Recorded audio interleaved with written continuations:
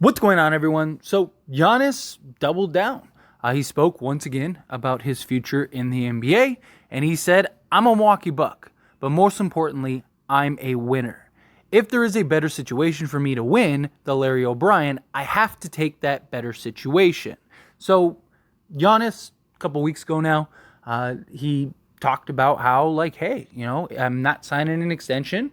I won't stay with Milwaukee if they can't put together a contender, if I'm not in a winning situation. He talked about how I don't want to be on the same team for 20 years and only win one NBA championship. And Giannis is still one of, if not the best players in the entire NBA. He's a guy that is in his prime that should be in a position year in and year out to win an NBA championship. And look, the Milwaukee Bucks are still going to be one of the best teams in the league this year. They're still going to be in prime contention. They're a team that can absolutely win. But who is his other sort of star? Who is that other guy that can relieve him and that he can rely on, especially if he misses a game, or you have the Miami series? Even without Giannis, that's a series that they still should have won. And they ended up losing and getting ran through. Giannis has to come back early, and it became a mess, right? And I understand that, pretty much every team, if they lose their best player, they're in trouble. But he doesn't have that other complement. For example, right, if Jokic gets hurt, Jamal Murray is capable of taking over games, winning games. They have Michael Porter Jr., right? They have Aaron Gordon. They have these guys that are great complementary pieces, but like a Michael Porter Jr., he could go off for 25 on any given night.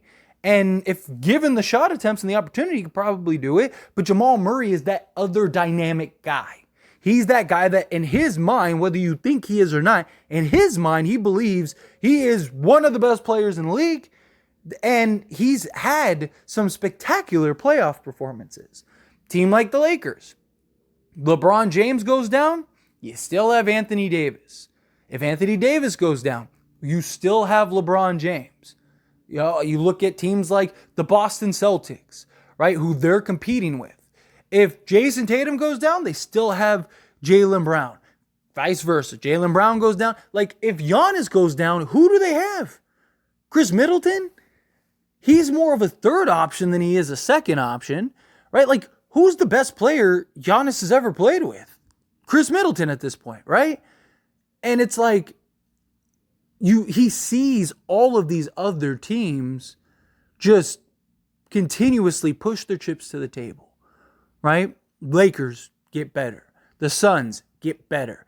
Boston, at least on the surface, get better. I'm personally not really sold. I actually think that they're going to miss Marcus Smart a lot more than they think, but neither here nor there, right? They went and they were a team in the conference finals and went and added Kristaps Porzingis, right? You see all of these teams year in and year out improve and get better, right? The Brooklyn Nets, they have KD and Kyrie. Go get James Harden. That doesn't work. Go get Ben Simmons, right? It's about trying and continuously trying to find the pieces to eventually win an NBA championship. And if you're Giannis, you're sitting with the Milwaukee Bucks and going, I've had the same team for 5 years. What are we doing here? Guys are getting older, right? And in Milwaukee's defense, at this point, what were they supposed to do, right? Yes, they could have let Middleton go. Yes, they could have let Brook Lopez go. But it's who are you replacing them with this year? There wasn't really any of those marquee free agents. But at some point, Milwaukee's going to have to retool this thing. And the problem is you gave Chris Middleton a max contract. Drew Holiday is a guy that he's talked about retiring after his contract's over. Brook Lopez is a couple years away from retiring. I mean, Giannis is probably looking at this as I'm probably stuck and locked into these guys for the foreseeable future, right? For the next 2-3 years, this is probably my team.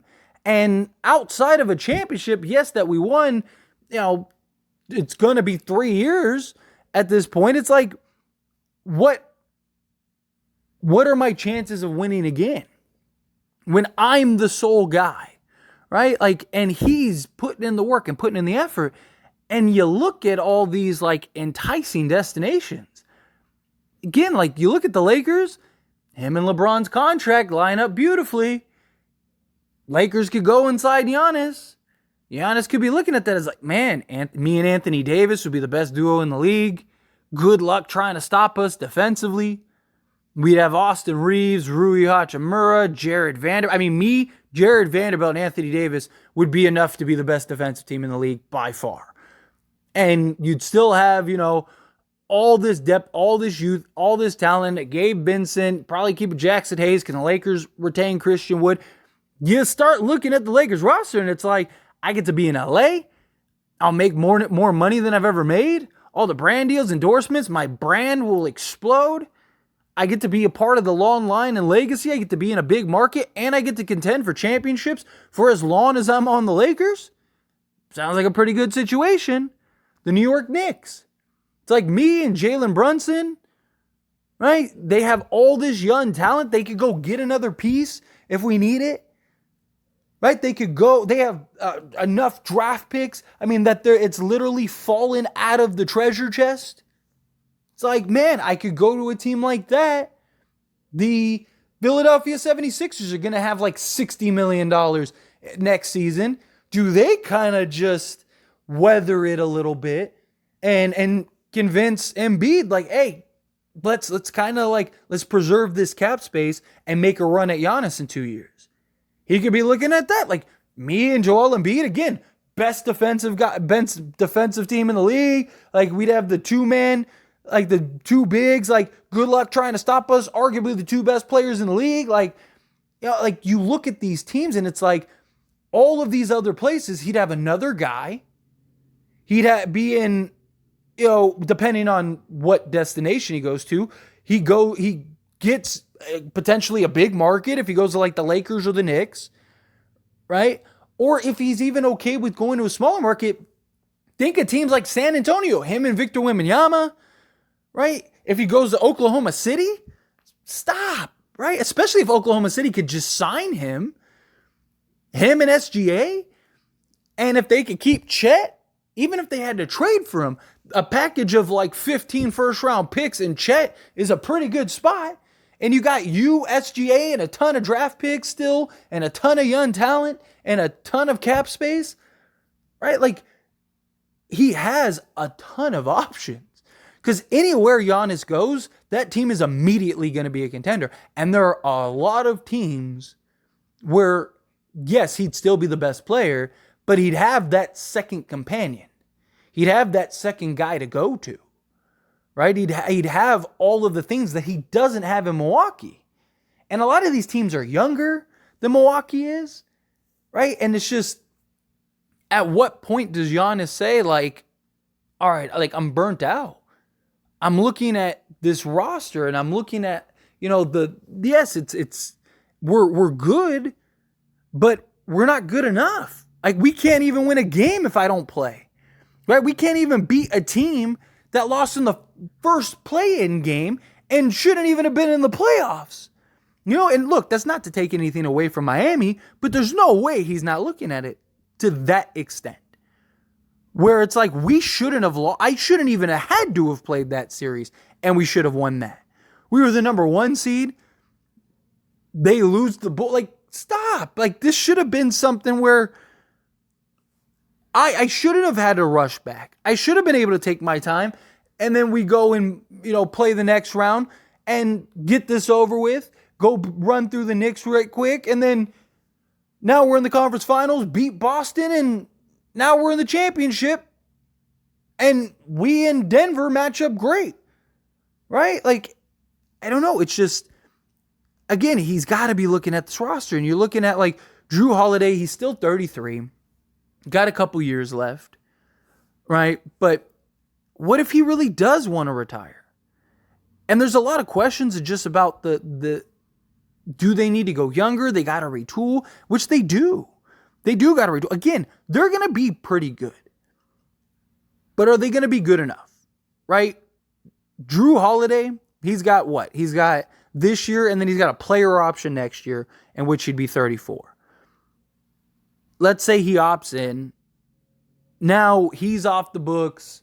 Giannis, he's still going to want his money because he's young enough, right? So, okay, let's say you can re-sign Drew Holiday to a younger contract. Again, he's 35. Like, at what do we do here? How does this look? How does this go? What are the options? My second best player for my entire career is going to be Chris Middleton? And again, Chris Middleton isn't a bad player by any means, but he's 32. He's had some injuries. There's a lot of questions about his health. And on top of that, he's more of a third option than he is a second option. It's just there's so many question marks about this team and about this roster. Even Brook Lopez is, 35? I understand his thought process. I understand his thinking. And look, to an extent, I'm sure Milwaukee is probably thinking hey, look, we got everybody for 2 more years and then we'll have a bunch of cap space and we can kind of retool this thing. And I'm sure Giannis will give them that opportunity. But if they miss, Giannis is gone. And if you're Milwaukee, do you panic and end up trading him? Because the last thing you want to do is just lose him for nothing, right? Let's say that's it. His contract's up. He's like, hey, I'm not going to sign with anybody until I can see what you do. And no one wants to go to Milwaukee. And now he's looking at it as uh-oh, that's it. I'm going over here. I mean, it happens. But anyway, as always, this is a discussion, so I pass the question on you. Let me know your thoughts and opinions down in the comments below. What do you think? How do you feel? Do you think Giannis stays a Buck? Do you think he ends up leaving at some point? How do you feel? What your thoughts are? Love to hear it. Let me know.